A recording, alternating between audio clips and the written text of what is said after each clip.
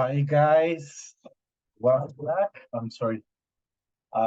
Welcome back. As you can notice, we have already Sara here with us in the session.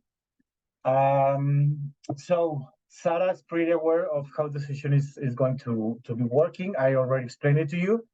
In general terms, I'm going to present and welcome Sara for today's session. And she's going to be joining us with a sort of general presentation about herself and about what she does in her working environment, in her company. Hi, Sara. Good afternoon. Welcome to today's session. Right now you're seeing students from Tecnológico de Monterrey at Campus Monterrey. They are from different majors. They have different ages. I think we have people ranging from 16 years up to 25, I think. Thank you guys for turning on the webcam so Sara can see you guys. Or at least if you don't want to turn on the webcam, I think at least you can place your any picture of you into your profile here at Zoom, so she can see who's behind the shot microphone, because it comes pretty helpful, or it turns into more a humane activity to see ourselves. Okay, so with no further ado, I'm going to introduce Sara. She is the business development manager at IMG. She's going to talk about what IMG is. She's currently leading the creative department that connects brands like TikTok and Toyota with their diverse and different audiences. She has more than 12 years of experience working with marketing and branding. We haven't seen anything regarding marketing and branding, so I think, Sara, it will be pretty helpful for you to at least give us sort of context about, especially about branding. Marketing, I think it's easier for a lot of our students to understand what marketing is. Branding, I think it's more specific. But we're going to be doing that in the session. She recently specialized in experiential marketing, which is a pretty interesting area of the general marketing arena or environment. She has curated and designed experiences for brands like Google, like Postmark, like East West Bank, and she's part of the agency's leadership team. She works full-time remotely for the Innovate Marketing Group, and the Innovate Marketing Group is an award-winning agency based in Los Angeles, California. So, welcome, Sara. The microphone's all yours. You can decide how to interact with the students. I'm gonna suggest you guys to listen what Sara is presenting. I don't know what comes easy for you. If you want to present your information and then have the Q&A session, or along the presentation, if you're willing to have questions, it's up to you, Sara. So you have the session and you have basically unlimited time to present. So go ahead and welcome. Thank you, Jorge, for the invitation. I'm very excited to be here today. I would love to see your faces, and if you want to interact at any point of the presentation, please do so. Turn off your mic and you can use the raise hand feature, or you can just speak up so that this can be a little bit more of a conversation. I'm going to share my screen. So I prepared a few slides because I'm a very visual person, and I just really prefer to see things with photos. So thank you for that lovely introduction. And I'm going to be speaking a little bit about who we are as an agency, but also a little bit of what I've done. So I think that first off, thank you for the introduction, a little bit more detail into what I've done and my experience. My name is Sara Rosas. Mexican, if you were asking. I do work for an LA-based agency, and it's in the US, but I'm fully Mexican, so that's a fun thing that we can talk about later. The business development manager at IMG. I did my major at Universidad del Valle de Mexico, and I studied marketing. And I also have a diploma, an international diploma by the École de Commerce Extérieur à Paris, and it's in multicultural team direction. So it's exactly what you guys are going through in this class. So exciting to join you in this. And I also have a diploma in corporate communication by Universidad Mondragón. I have 12 plus years of experience working with branding and marketing. Talking about branding a little bit, just, very big picture terms. Marketing is the umbrella of strategies that we do to connect brands with people. And then that has a lot of ramifications. So one of the ramifications is branding, and branding is the side of marketing where we design the visual part of any product or service. So a logo is part of branding, slogan is part of branding, all the colors that are part of the Pantone of the brand, that's called branding. So that was a little bit of what I did up to a couple of years ago when I was scouted by this agency in LA to work for experiential marketing. And we're going to talk a little bit, more about that. So any questions, you can just, feel free to ask and reach out. So about our agency, who we are, we're an award-winning agency. That means we've won multiple awards, not only in our industry, but in the business industry in general. We specialize connecting brands with people, and that's just like a fancy term to say that we create events and experiences for brands so that they can connect on a personal level with their audience and their attendees. What do? We provide innovation, design, flawless execution, event management, experiential marketing. Have you ever seen one of these brand activations? Right now, they're super in for the Barbie movie. Did you see outside of the movies that there was like a Barbie box and you could take photos with it? That is a brand activation. And that's one example of experiential marketing. Of course, it is its purpose is to promote the movie, right? But people can actually interact with it and engage. So it becomes a little bit more fun than just having an ad or, some promotion on social media for the movie. You can also interact with it physically. So that's part of what we do. That's one example. Where do we do it? We do it nationwide. We are also expanding to Latin America and the UK and Canada and Brazil, many others. Some of our awards, we were just named Inc. 5000. I don't know if you're, it won't show.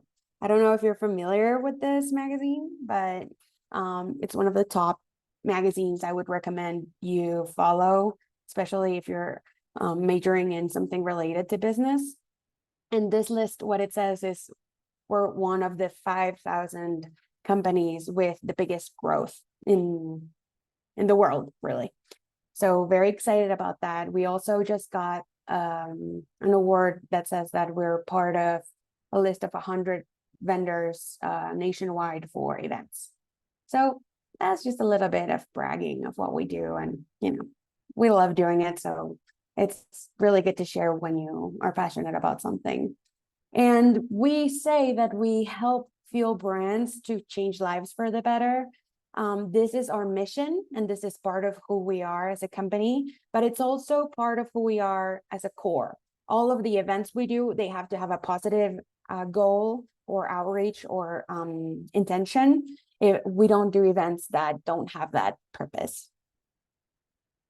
Some of the things that we do as part of multicultural marketing is corporate events like conferences, summits, marketing events like sales events, travel events. We do this with the advisement of a very diverse team, and I will talk to you about that a little bit later. We do a lot of community events. So, for example, a festival could be a community event. So that's one event that that possibly many of you have already attended, a music festival. That's a community event. because there's people, there's food, there's brands interacting. Maybe some of you have been to the Corona Capital, and there's always a brand activation. There's one activation for sneakers, or there's an experience for brand beauty. All of those things are experiential marketing, because you get to interact with it and almost like live the message that the company or brand is trying to share with you.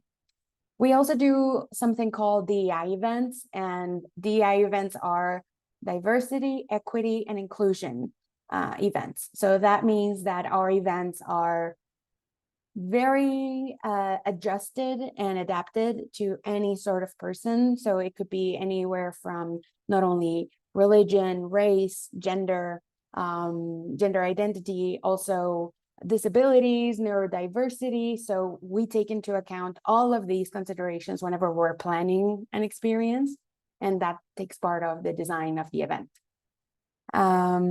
And that, of course, can also help with internal events, although we really specialize in more marketing events than HR events.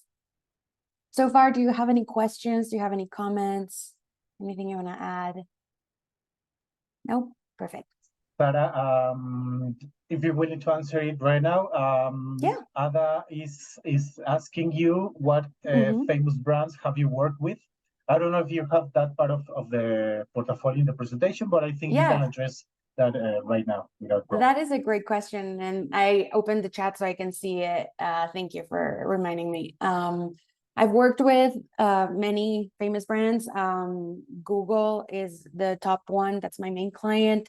I've also worked for Poshmark. Not sure if you know that, is a beauty and clothing reseller in the US, and they also have reach in Europe and many other places. So those are two of the most famous ones. I don't know if you guys are familiar with East West Bank. It's a pretty major bank in the US.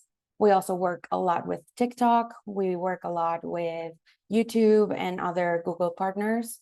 So I would say those are the most famous brands we're working with. Right now, I'm very excited because I just signed with City of Beverly Hills, and we're going to do a lot of events for Rodeo Drive. So anyone who's into shopping, all my girls here, we're very excited about this. So Sara, thank you. You mentioned the City of Beverly Hills, you mentioned Google, you mentioned YouTube, and you mentioned TikTok. It would be really useful for us if you can exemplify, at least with a couple brands, what you've done with them, like in the practical sense. You work with Google regarding which activities, or you work with the City of Beverly Hills regarding which particular activities? Yes, of course. So for example, for City of Beverly Hills, we're actually preparing a multicultural event for Lunar New Year. So they have a very big Asian community and in the City of Beverly Hills, and they're trying to do an activation or celebration for their Asian American community and honestly shoppers. And so what we're working right now for is to create a very beautiful design around Lunar New Year. I don't know if you've ever been to Mexico City around Chinatown. They also do celebrations for Lunar New Year, and they have red lanterns, and they have a lot of dragon dancers. That's what they call. So that's what we're working for right now for City of Beverly Hills, and that's definitely multicultural marketing. And that will also have a campaign on social media, which is called omni-channel. Whenever there's a marketing strategy that not only has a digital or experiential aspect, when it has all of the aspects, and it can also have paid ads, radio ads, TV ads, that's called an omni-channel campaign. So that's what we're doing for City of Beverly Hills. For Google, we did Google for Retail activation last year, and it was really, really fun. We had a golf cart completely branded with the Google colors and the Google branding. And we had a gigantic display. It was for Google Home. I'm sure that everyone here knows what a Google Home is. It's like an Alexa, but for Google.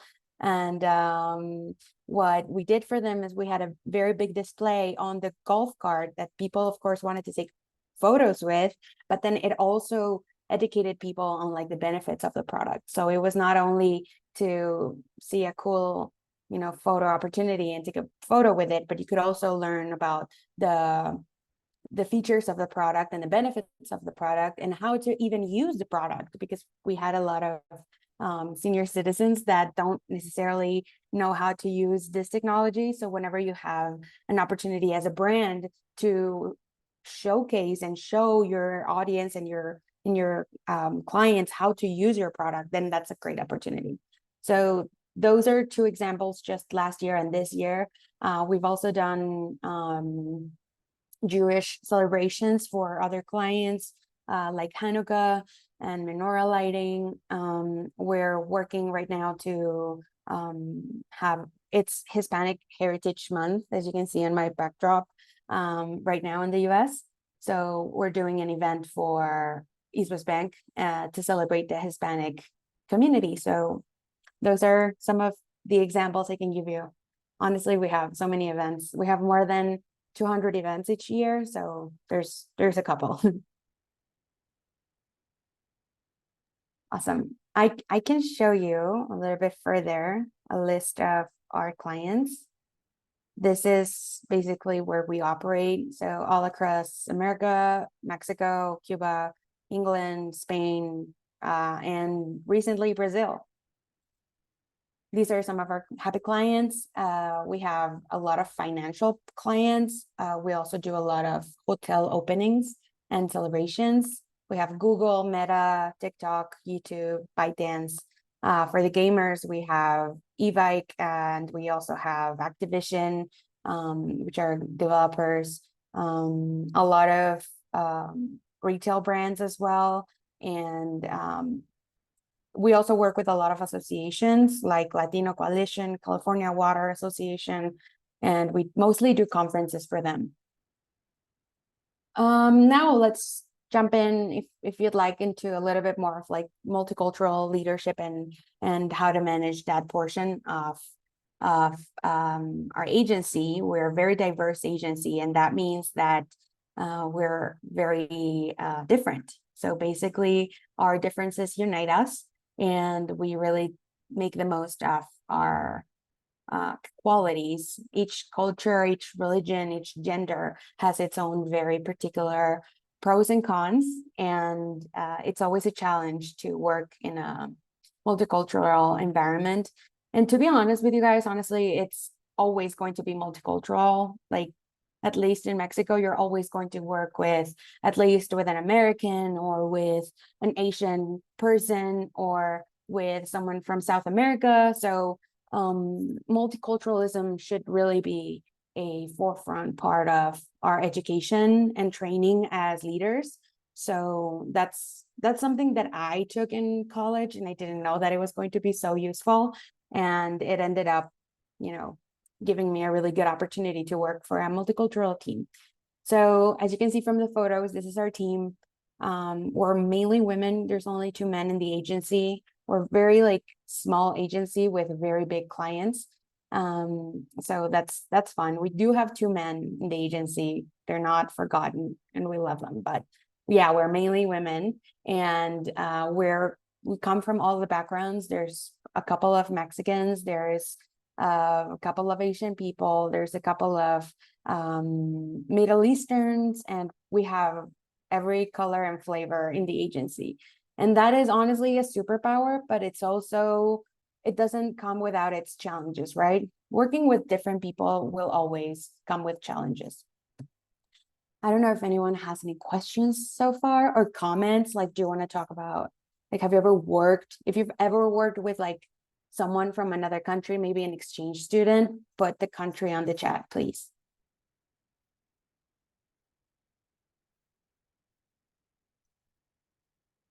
Oh, Ada, do you want to say something? Yeah. Which are like the main obstacles that you have like with working with different people, like from different countries?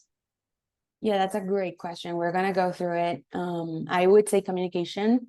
but communication is always a challenge with any team, right? When you're working with people from other cultures, with other languages. For example, some of my coworkers, their first language is Chinese, and their second language is English. For me, my first language is Spanish, and my second language is English, right? So that happens a lot when you're working with multicultural teams. Sometimes you want to say something and you by mistake say something else, and that can be a challenge. People can misinterpret what you're saying. Not only like normal communication, you can always misunderstand people, but when you're working with your second language, it can also come with like added challenges. But that's a great question, honestly. Oh, people from Spain. You know what? It's really funny. I've worked with Spanish people, and we share so much with them from our background, but they're so different. Their company culture is completely different. Like they're even, you know, a lot of our bad traits we've inherited from that society, and a lot of good traits we've inherited from the Hispanic culture. So it's really funny to see someone or work with someone who you share so much with, but there's still a lot of different aspects that you cannot really relate to.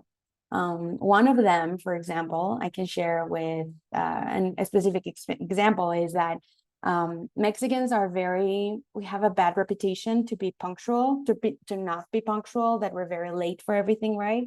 And in my experience, it's actually been more on the Spanish people. So, you know, it's funny because we have these preconceived notions of who we are and what we do. And then you work with someone, maybe you work with someone from Norway who's not punctual. And then you say, oh my God, I thought that Europeans were super punctual, you know? And that's one of the things that you really have to stay away from, almost, to have preconceived notions whenever you're working with people, right? Not have these ideas of just because they're Mexican, they're always going to be late. Just because they're American, they're going to want to stay working later, right? It can give you some information on what the culture is, but you definitely have to get to know the person whenever you're working with these challenges. So that's kind of the team. Then I can share a little bit more about our leadership. Our leadership, as you can see, is very diverse in terms of culture. We have our CEO, who's from Vietnam. She came to the US when she was 4 years old. Her first language is not English as well. And she had to overcome a lot of things to be a part of the marketing industry in the US. And then we have Jacqueline, who is from Japan. And she also was raised in the US, but she was born in Japan. And she really has made it her point to share the differences between Chinese and Japanese cultures. They're completely different, but, you know, there are structural ignorances, I would say, that make us believe certain things. And then you get to work with these people and you see that they're completely different. We have Luis, who's also from Mexico, and he's the director of marketing. We have Danica, who is American, identifies as white. And then there's me, I'm Mexican, and I work for them as well. So whenever you're working with a diverse team, but also the leadership is multicultural or diverse, as we say, there's always challenges. There's even funny moments. Where we have our director of marketing is from Chihuahua. And as you guys know, they pronounce the SH differently. So having conversations with them in English can be sometimes funny because he can tend to say bad words whenever he's trying to just use a regular word, right? Because his pronunciation is different.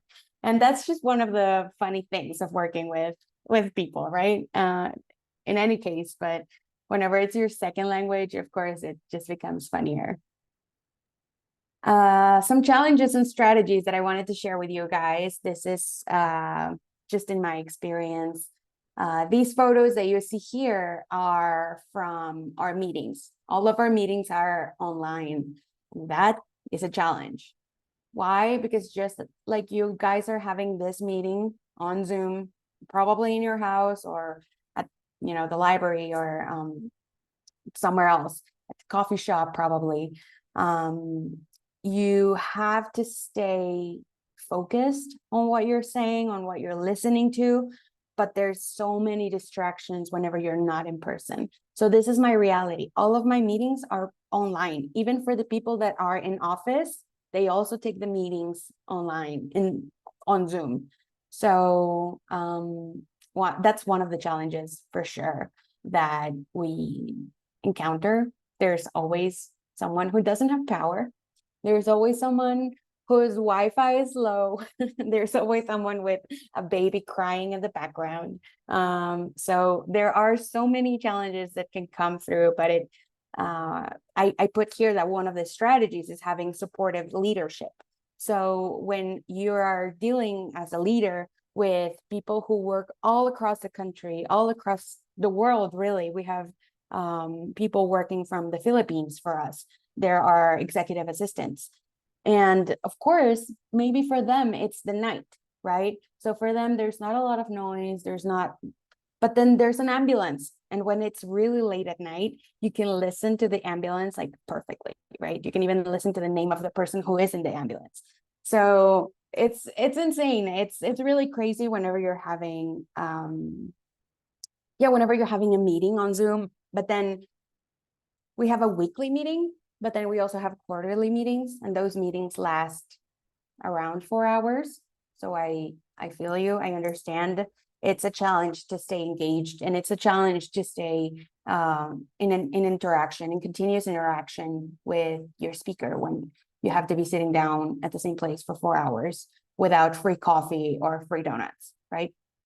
So these photos on the left are a few of those meetings that I wanted to share with you guys so you see how it looks, right? The first one is from our Christmas celebration.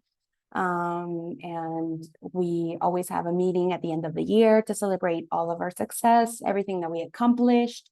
We have Employee of the Year award. We have all of those celebrations. They normally say what the company retreat is going to be at. And the second photo is from Thanksgiving. It's a main celebration in the US. So that's something that we also celebrate, even as the remote team here in Mexico and in the Philippines. And then the lowest one is an event that Meta hosted for suppliers or vendors. So people who want to work with Meta could attend an event, an online event in the metaverse, and you had to create your own meta avatar, I think it's called, and you had to interact with everyone. There was this person was translating into sign language, which was important to make it inclusive, and it was a completely immersive experience for vendors in the metaverse. So yeah, now let's go to challenges and strategies. One of the main challenges, as we mentioned before, is communication. So communication is always a challenge in any company, in any country, in any age range, any religion, really, just because we're human. But whenever you also add the language barrier and also add cultural differences, religious differences, there's a really funny example I can give you, if you don't mind. One of my teammates is Mexican as well, and we tend to make a lot of jokes, right? Because that's part of who we are as a culture, really, right? Not, of course, not all of us, but many of us, and we like to joke around. And this teammate made a joke about somebody's age, and this person was really young, so he thought it was okay. He made a joke about her being old because she was so young. So there was like that sarcasm, right? Like, oh yeah, now that you're so old, right? And he had HR had to talk to him about like sensitivities, right? Because for the US people, that's not a joke. That's, even if it's a joke, it's not a joke. You know what I mean? So that was really, really, really funny. He's also made other comments like, I don't remember exactly, but he said something about somebody's weight. Again, as a joke. He wasn't trying to offend anyone, but just because of our culture, we like to joke around about everything, right? So if I can give you one recommendation, is if you're working with a diverse team from people from everywhere, try to get a little bit of information or do research, which is actually what has been recommended. Do research on the people you're working with, so that you can not only the people but also their backgrounds, so that you can not mess up like this guy did. But it was really funny, honestly. Cultural and religious differences. We had an event, and the client is an Asian bank. It's called East West Bank, and like Asian, like from Asia. They're from China, right? But they do mainly like banking from all the Asia region, all the Asian region, Asian Pacific region to America. So they connect China, Japan, Philippines with even Australia, with America, USA, Canada. I mean, America, Mexico, and Canada. So that's the bank. That's basically what they do, right? So they don't have a lot of Jewish community in their team. They are mainly Asian, right? But guess what? Their clients are not all Asian. Their clients come from all the backgrounds. You know, just because you live in Japan doesn't mean that you are Japanese, you know.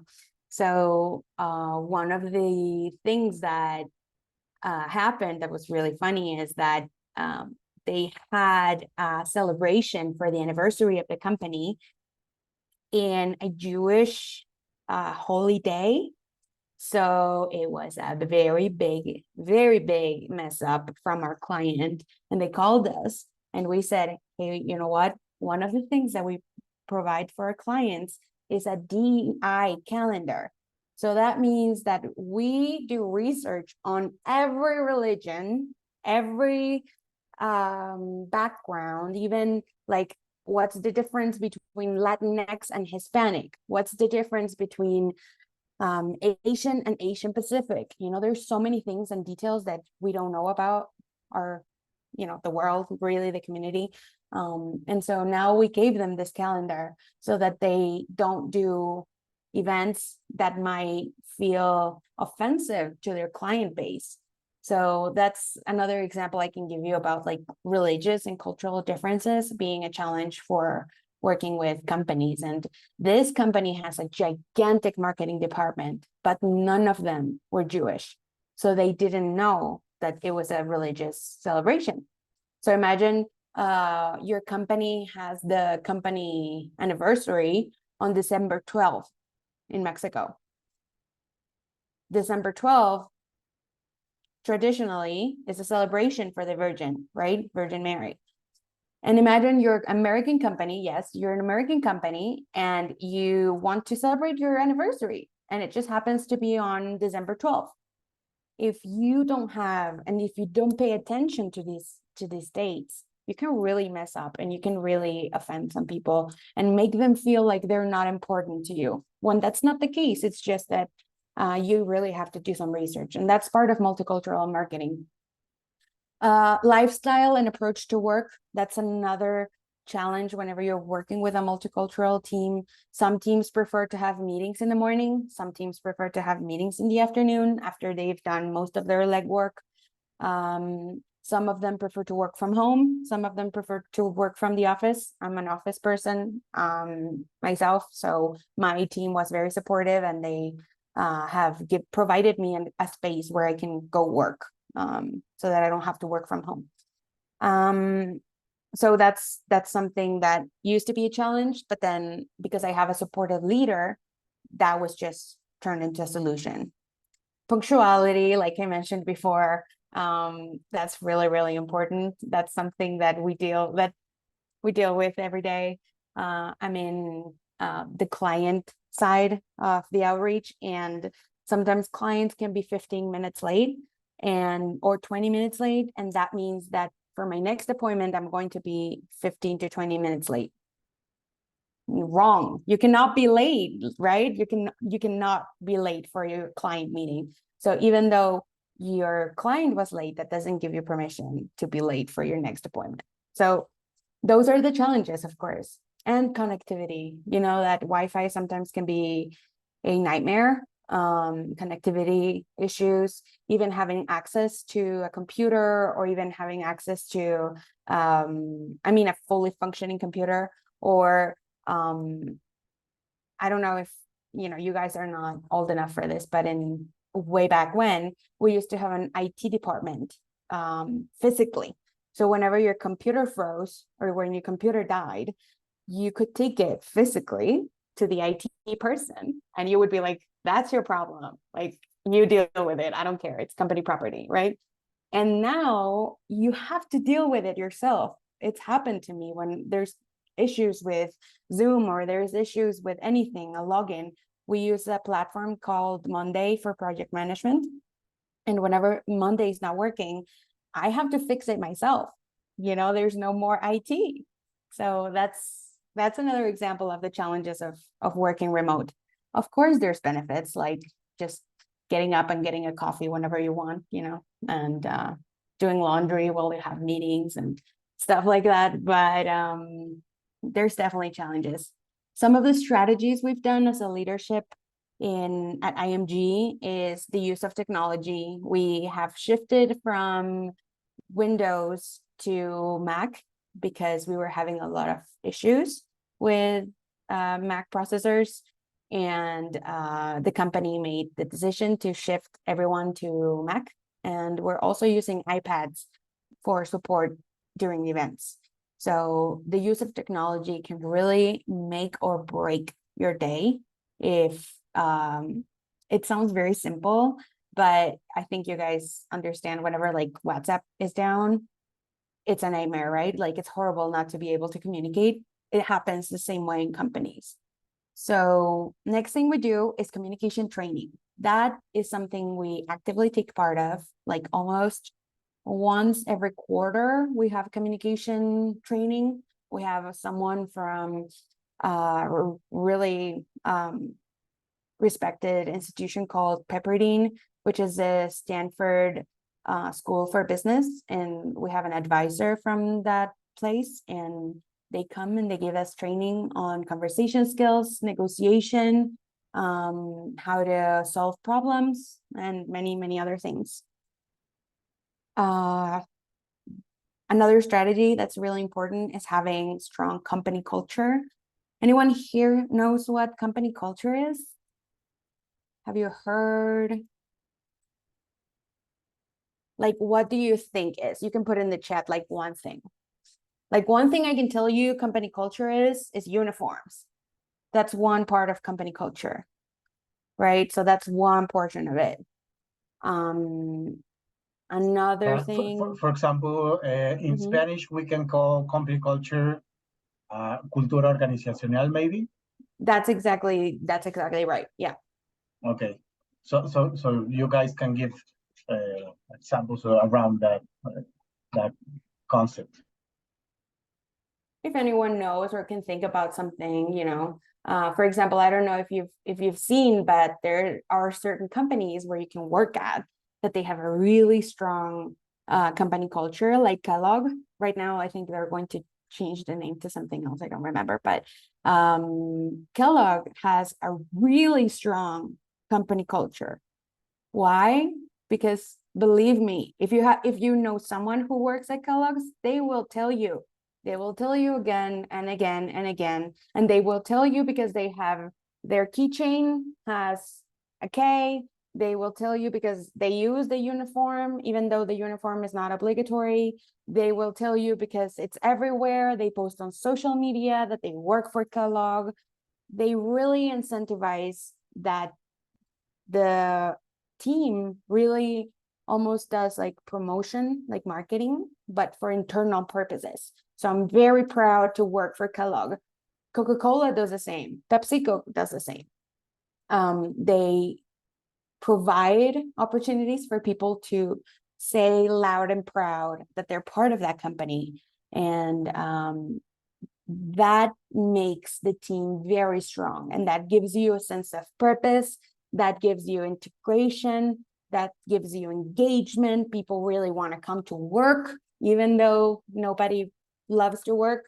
People love to work when you have a strong company culture. It really makes a difference. And people might say that it's like, you know, like deceiving people, or that it's manipulating people, or there's like a stigma around ponerte la camiseta, you know, which is just another name for abusing your employees. And that's never the goal. Like the goal is not to make people stay until, you know, 4 a.m. to work, but company culture can really make a difference in the environment, in people's happiness, people enjoying their job, you know, just being happy at work. Nobody has to suffer while working, right? Or nobody should suffer while working. And that's just one way, that's just one strategy. Another more technical portion of this is SOPs. Have you ever heard of standard of procedure?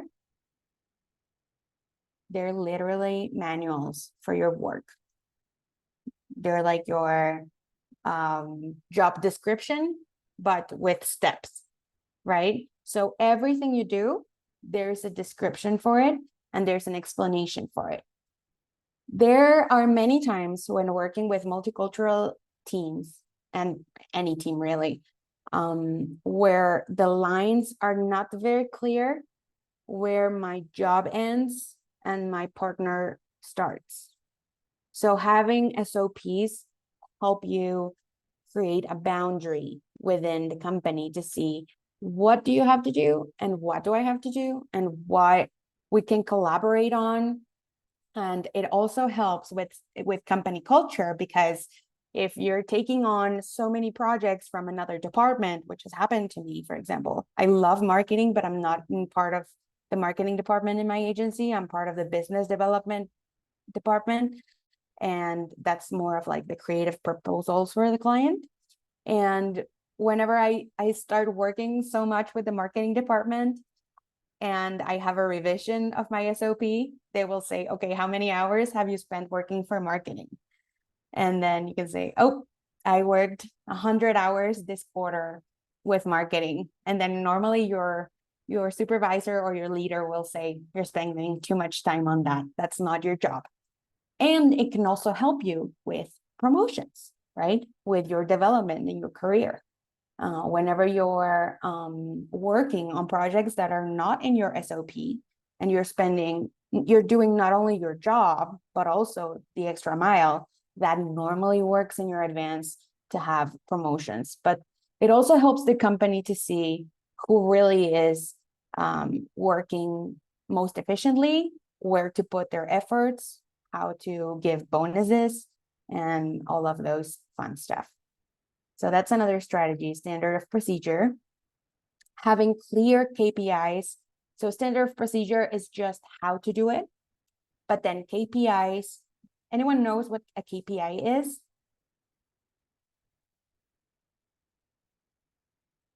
It's a key performance indicator. I'm going to put it in the chat because you're going to hear about this a lot if you go into marketing.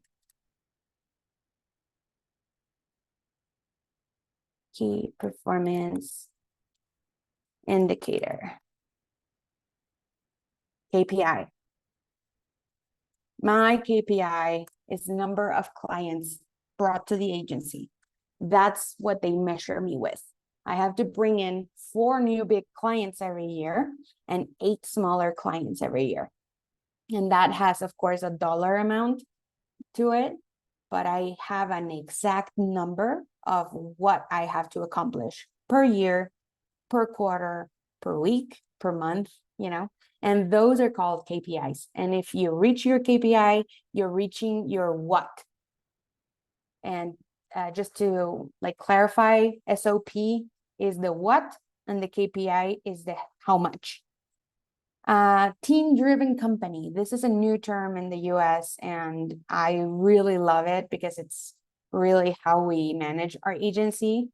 A team-driven company means that we are far from those times where we needed a capataz, a supervisor, or 10 supervisors per team, right?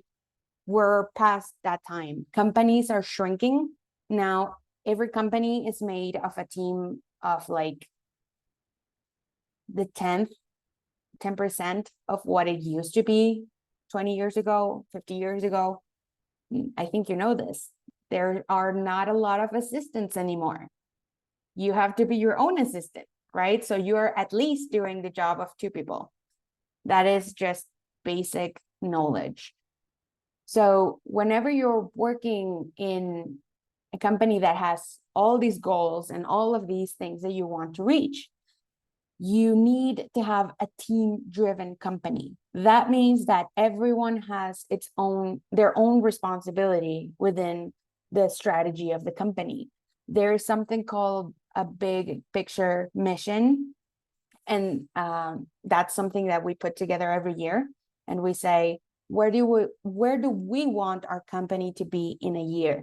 It's not the shareholders, the investors telling us how much money we need to make and how many clients we have to send and how many events we have to do. No, it is a team-driven company. Of course, the leadership puts the goals, right? Like our CEO says, we need to reach this goal for next year. But then the team makes the strategies. Okay, so how are we going to get there? We're going to do this, we're going to do that. And everyone is accountable for each strategy. Whenever you cannot reach your KPI, whenever you cannot reach your goals, you reach out to your leader and you ask for support, right? So that's the difference between having like the old standard company where people had to tell you like, if you don't open a new client next month, we're going to fire you, right? That's very old school. Nobody wants that. Now it's, hey, I have to sign a client next month and I have no leads. How can you support me, right? And the leadership have to be supportive in providing all the tools to set you up for success. And then that leads me to point number 6, which is supportive leadership. If you don't have supportive leadership, please just move to another company. Like that's not going to happen. That's not going to work. If you don't have supportive leadership, you're not going to have tools. If you don't have a supportive leadership, you're not going to have any type of development because they don't care about you. And if you have your own company and you want to start your own company, have in mind that leadership, supportive leadership is the most important thing that will make a difference when you have a team. If you're working freelance and just for yourself, be a good leader to yourself, I guess. But if you're working with one person or more, consider leadership as one of the pillars for success, really. So all that blabbery is what I wanted to talk to you about for multicultural marketing. I have some examples of events we've done. So I'm going to open the floor to see if anyone has any questions or comments. What is your favorite brand activation, or what has been your favorite event? Have you ever been to a conference that was really good? Any participation is good. So these are some of our examples of our events. As you can see, sorry, just 1 second. There we go. We do a lot of events for multiple companies and clients. This event, for example, is one of my favorite because we had Chente as guest, as like a special guest, and people were going crazy. This is another example I can give you about like multicultural teams, because my CEO, she's from Vietnam, grew up in the US in an Asian community, right?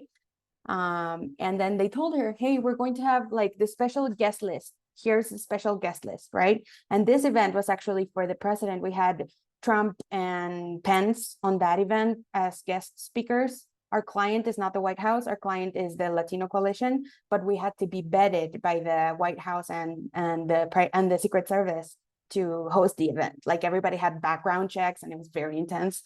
But it was really, really funny because we had the president, we had the vice president, we had so many like leaders from across the country, and people went nuts whenever Vicente Fernandez came to the stage. And he was not even like scheduled to sing. He was just a guest. He had to sit there and be pretty. And he got up, he grabbed the mic, and he started singing. And he sang a song a cappella. And it was like people were going crazy, like going nuts. People could not believe it.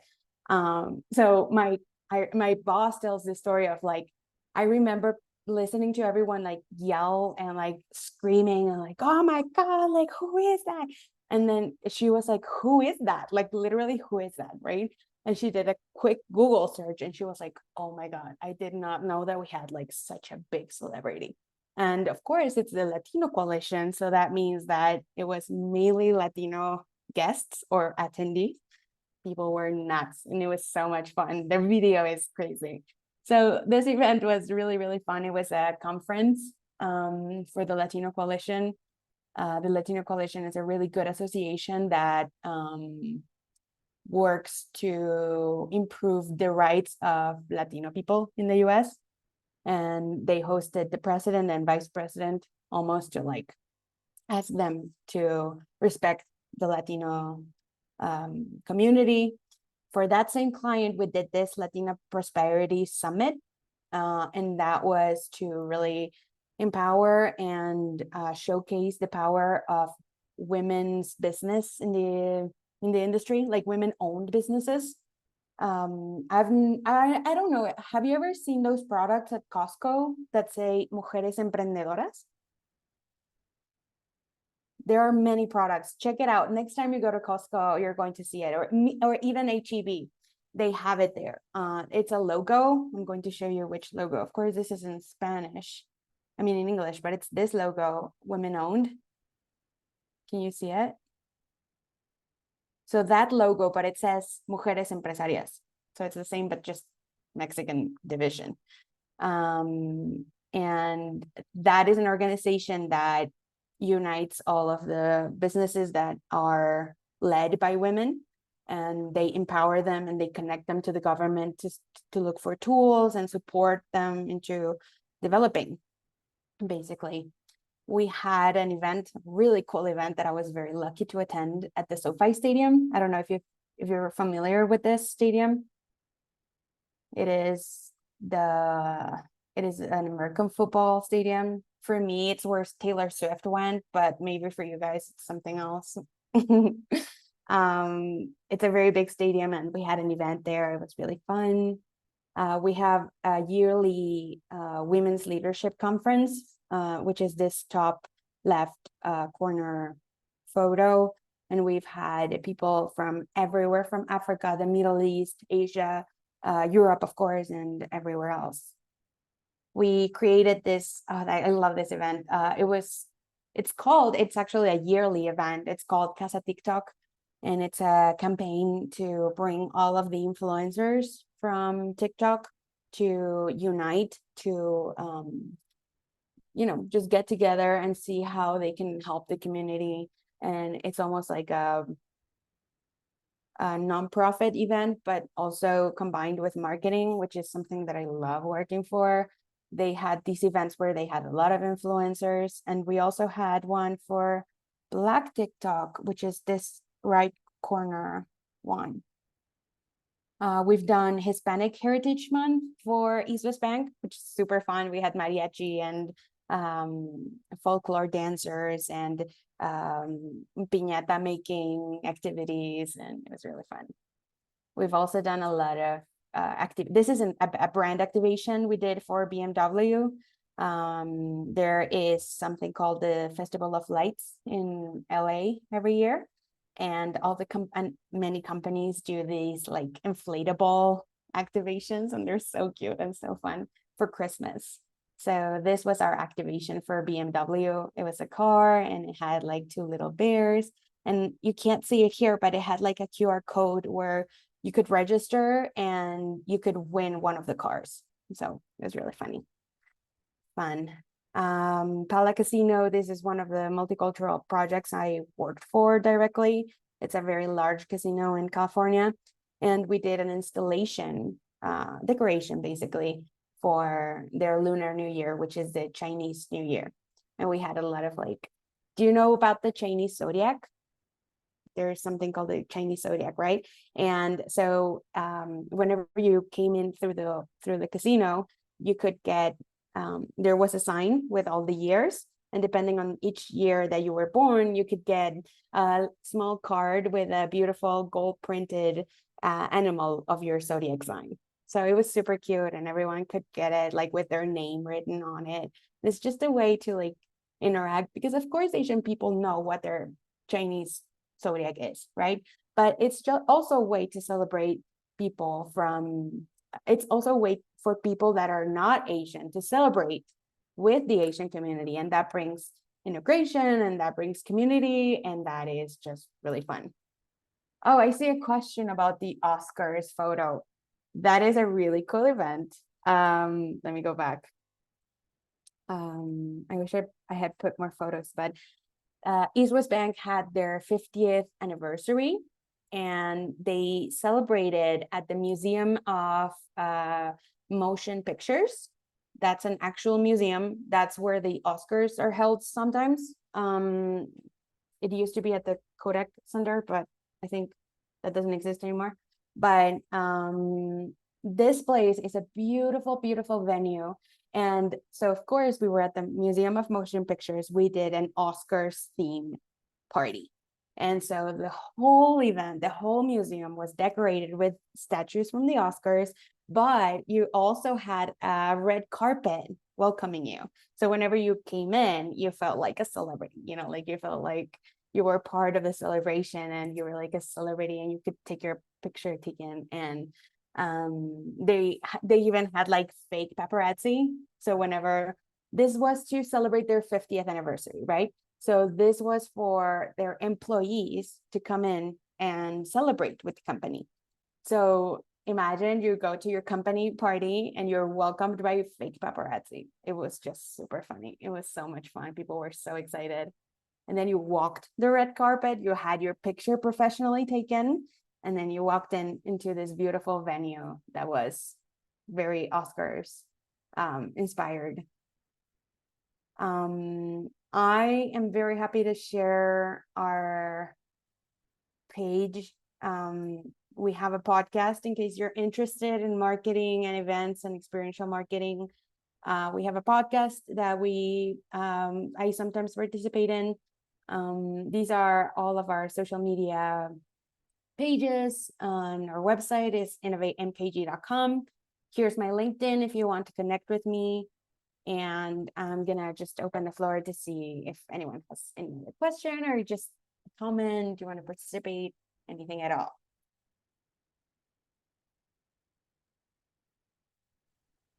Thank you, Sara. Guys, please, if you have any questions, comments, suggestions, anything you want to say to Sara, this is the chance. Open up your microphone or share it through your chat. Sara, of course, because I'm the professor, I have to make some questions. That's some of the things professors do.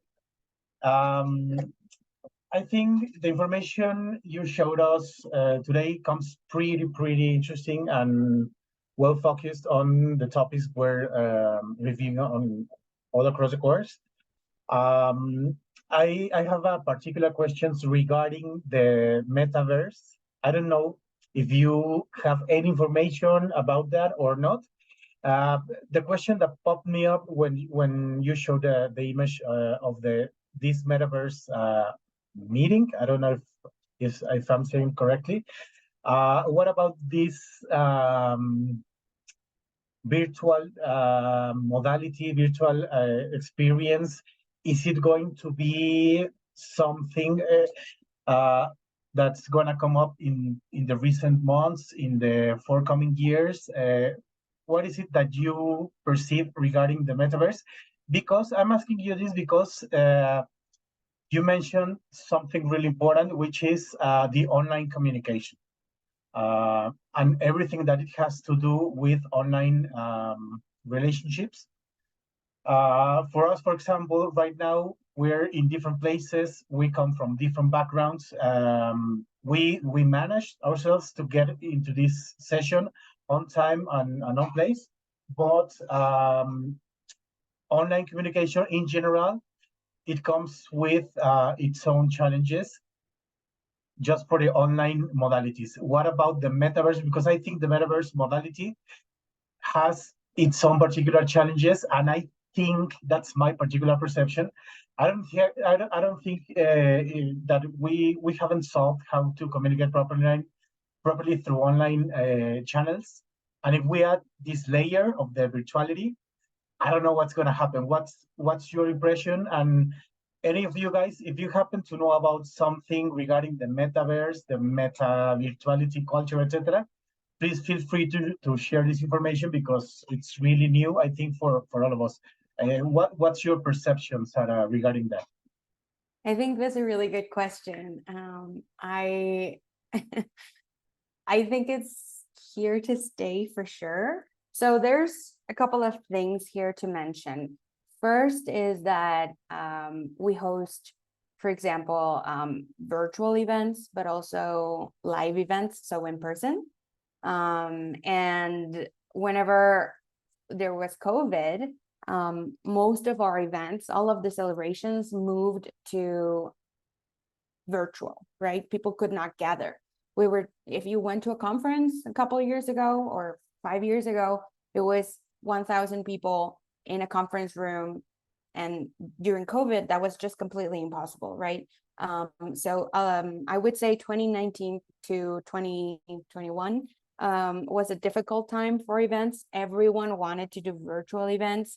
And then Zuckerberg comes with the metaverse, right? And we thought that this was going to be like the big break, and this was going to transform the industry, and this was going to completely change the world, right? You've seen that meme of him like saying like, I think this is going to be super good for the economy, right? Like because he was just so excited about it. And honestly, I was too.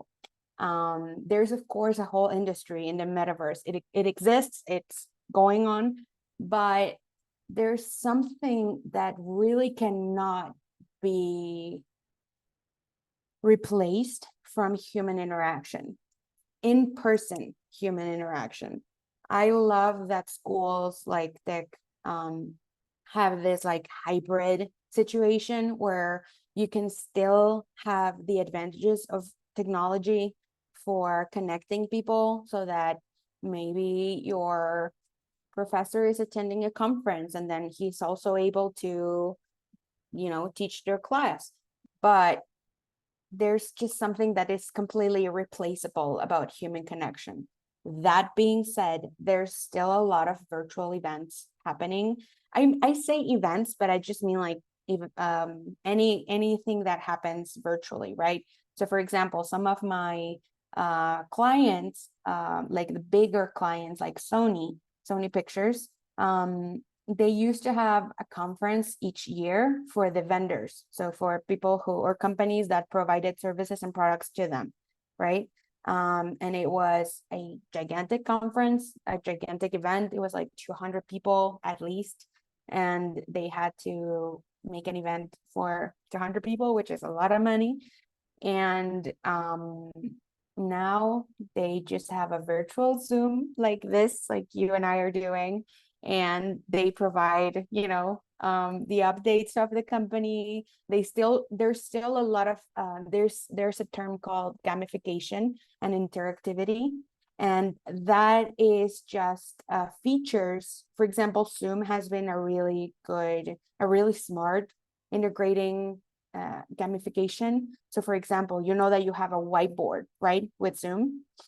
So that's an example of gamification, that you can interact during the meeting. You don't have to send me a Word document and then I edit it and then I send it to you by email, right? We can just brainstorm together online.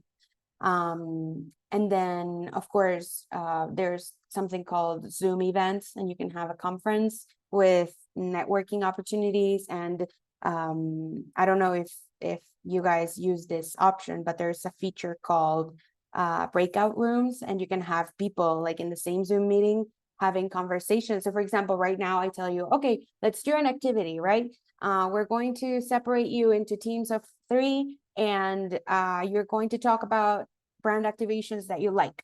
And that is a feature that Zoom came up with, and that has really elevated the experience with Zoom. I do think that the metaverse is a whole industry. There's a lot of people, but I think that it's still going to be very niche to the gaming community and to like a specific sector. I loved, for example, during COVID that we could attend like virtual concerts. Like I think that The Weeknd had one, Ariana Grande, like many artists had concerts in the metaverse. And there are stores, like real stores on the metaverse that you can shop your sneakers. You know, you can have your virtual sneakers and then the like real sneakers, and it's the same, you know, and probably cost the same. But yeah, I think it's here to stay. I do think that it's something like really cool and fun, but it's definitely not going to replace like human interaction and human events. Like, have you ever been to a concert where you just feel like the vibe of like 1,000, you know, 100,000 people close to you singing? That's something that you just really can't replace, and that's how we're wired. So I think it's, yeah, again, it's here to stay, but I just think it's just another fun thing we can do. But I do want to say that there are a lot of platforms where you can have virtual events, and it's not only the metaverse, like there's a lot of them that you can do events, or even having parties. I know that, for example, there's a feature on Netflix that you can have a watch party. And so you can click on it and then it plays the same movie for 2 people so that you feel connected to people that are not close to you. So there are many opportunities, and that is experiential marketing, by the way. Thank you, Sara. Mauro, he's asking, how do you manage to communicate and get a project done when an event is heavily affected by its politics? And also he asks, especially when it's something that you don't agree with. What do you have to say about it? I think that was definitely a challenge because our agency is LA based, which means mostly liberal, politically speaking. And for example, if you're talking about that event where we had Trump and Pence, the president and vice president, there was, of course, for us, a very big difference, which is that the purpose of the event was to almost bring them to the community and like say it to my face, right? And of course, the public speech of Trump was not what he shared on that event. It's very difficult that he could say those horrible things that we all know that he said about not only the Latino community, but Black community, every single community that he's attacked. So for us, the difference was in the intention. So for us, our client number one was not the president and vice president. Our client was the Latino Coalition, and their mission is to hold government accountable for what they do and provide a platform for Latino community to improve their rights, to improve their lifestyle and their economy, and almost like be a spokesperson for all the Latino community, right? That's why it's called the Latino Coalition. So that was the main reason we accepted the project, even though the speakers were not the biggest fans. That's the main reason. But then how do we handle it? That's a really good question. And the answer is very boring. Standard of procedure. We have a method which we plan our events. I can share with you. If you give me a second, I can pull up that slide.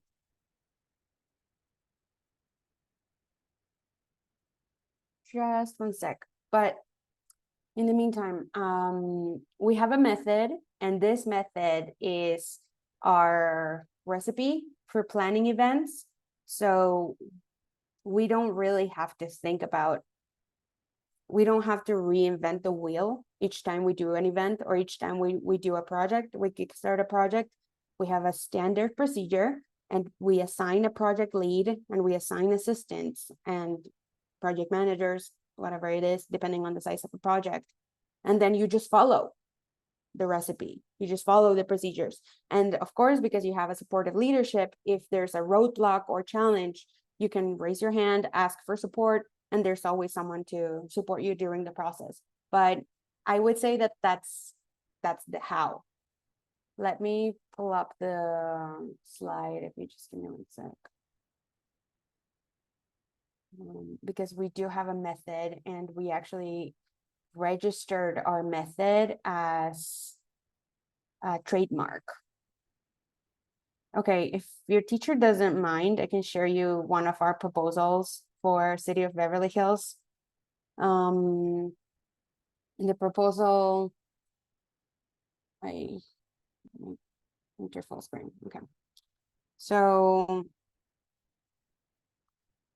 this is how a proposal looks, in case you care. We give them examples, wow moments, and then this is for their menorah lighting celebration, which is for the Jewish community. It's just a mood board. Right now, we're not working on specifics. We're giving them a mood board of what we want to do for them. And then a little bit of a description of our ideas. And then this is for the Lunar New Year activations. This is an activation, for example, you can see at a mall. It's just a little square plastic that you can take pictures with, or you can take it as far as something like this, which is what we did for Pala Casino. This is super comprehensive, of course, super big. This is a pagoda, which is not Chinese, it's actually Japanese, and it's one of the things I had to learn working on this project. But since there's not like a Japanese New Year celebration, we combined a lot of traditions into just like Asian celebration. This is the dragon dancing that I shared before. I don't know if you've seen this, but this is the red lanterns. And in Chinese tradition, for Lunar New Year, you get an envelope with money, and that's good luck and good fortune for the next year. And then this is our process. So this is the framework which we do everything. We have a strategy, design, planning, production, and then post-event. And this is our trademark process. This is very big picture. Of course, there's many steps into each of these points or bullets, but this is basically what we do, and we do it over and over and over again. And then when you do something over and over again, you can improve it, right? Because you see, oh, you know what, in this event, we didn't have enough staffing. How can we implement this into our standard of procedure so that next time we don't run into the same problem, right? There's always problems you cannot foresee, but at least the ones that you've already been through, you can learn from them. And then there's, well, these are like multicultural case studies I can share with you. This is a Pala Casino Lunar New Year celebrations. We decorated the whole casino and hotel with this type of like squares, and they had blessings and like good like nice phrases and like celebratory in each language you can see here. And for this, for example, we had to consult with like experts, with like an advisor for multicultural marketing, because can you imagine you write the wrong thing on an activation and then people take photos of it? That would be a nightmare for us. So whenever we're doing something and we don't know the language, of course, if it's in Spanish, we can just do it ourselves, right? But there's one in Spanish. I don't think there's a photo here. But if there's a language you don't know, just ask an expert. Don't try to Google. Please don't like Google Translate anything with marketing. This was a grand opening for Universal Bank. They had like their biggest location opening, and because it's a Asian community location, this is the opening that we made for them. Very beautiful, and there was a lot of Asian food and Panda Express, by the way. And then this was a Poshmark holiday party. This we included here because it was very neurodiverse friendly. We had a special lounge for people with not only neurodivergent people, but just people who don't like loud sounds. The party was, of course, very loud. There was a live band. There was like 200 people in that venue. And we had a special lounge where people could almost like take a break. And it had a coffee station and a bar and snacks.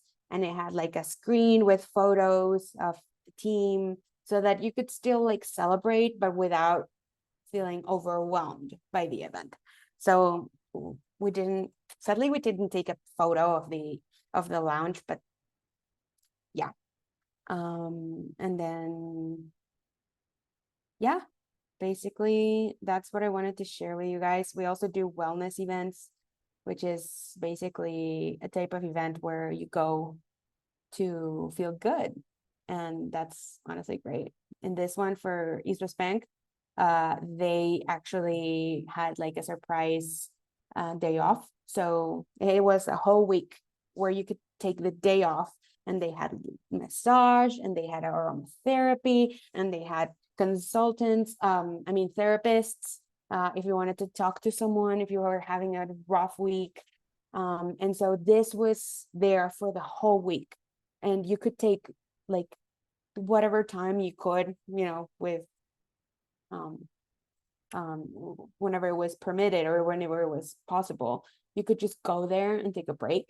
And they had tea, and they had, like I mentioned, aromatherapy, and it was super nice. They had lounges, and they had yoga sessions, and yeah. So it's just one of the things that you can do to build company culture, for example. Some of our activations, this was really fun. It was a Toyota reality bar. So we had a live feed of the twits from the conference.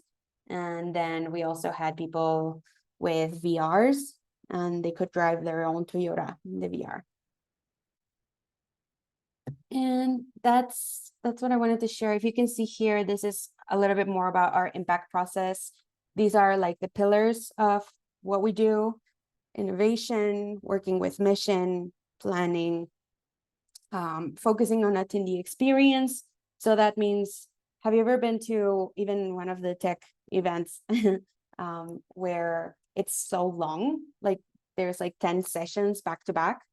I don't know if tech does this or not, but any conference, if you've ever attended a conference, you know that by the end of it, you're completely exhausted, because sometimes they will give you 5 minutes, which is basically just to move from one room to another. We don't do that. What we do is we really take into consideration the attendee, their time, their experience, and we don't overbook people. Communication and turnkey. Turnkey just means that we are a real solution to our clients. Some agencies say like, oh, we do the planning, but we don't do sponsorship. Oh, we do sponsorship, but we don't do branding. We do this, but we don't do that. Our mission is to be turnkey, which means we do everything for you. And this wheel, for example, was designed by our graphic designer, of course, but it was designed with an intention so that when we see it, it reminds us what we're here for. Like, this is what's important to us, right? We don't do events without a mission. We don't do events without innovation. We don't do events without proper planning. And if there's any takeaway I can give you from it, is to always work with a mission in mind. And when you work with purpose and with mission, with a clear mission, it's you're setting yourself up for success. And that's what I wanted to share with you guys. Thank you so much, Sara. I think most of our students can grasp or really comprehend what you're speaking about, because Tec de Monterrey especially in Campus Monterrey, we happen to have a lot of events about experiential, it's experiential marketing, but for the students, it's just for their general experience. So I think they can focus really, really well on what you were talking to us. So guys, it's already 3:20. If you have any comments, suggestions, observations, anything you want to share to Sara, this is the moment. And I want to finish this session by saying thank you so much, Sara. You have done so much for us today with this having you as a guest speaker. Guys, for you, we were just about to review this week's topic, but I think that what with Sara has shared with us comprehends a lot of what we've seen all across the course. So I think we can finish the session. I don't know if you have any more comments. This is the moment. This is the time. And if not, feel free to go have a snack, have some rest, because we had like 2.5, no, 1 to 3, yeah, 2.5 hours long session, which is not pretty common. So thank you, Sara. Thank you, guys. We started by being 20 participants. We're 18 participants, which is a really good number for us to finish the session.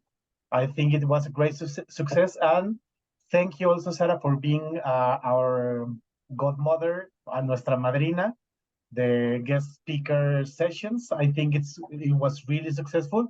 Sara just shared through the chat her link to LinkedIn, to her profile at LinkedIn. So you can follow her, you can follow what the company is doing. They also have accounts on Instagram, on Facebook. I think it's more friendly to see what they're doing through those channels. And well, that's it, guys. Thank you so much. Thank you, Sara. If someone, thank you. If someone of you have something to review regarding the activity, please stay online. We're going to be shutting down the session. I'm gonna be keeping online just for a couple minutes, just to see if you have any doubts. And that's it. Thank you, guys. Great session. Thank you, guys. Thank you, Ana, Sara. Cristina, Thank you, Valeria. teacher. Thank you. Thank you. Bye. It was awesome. Thanks.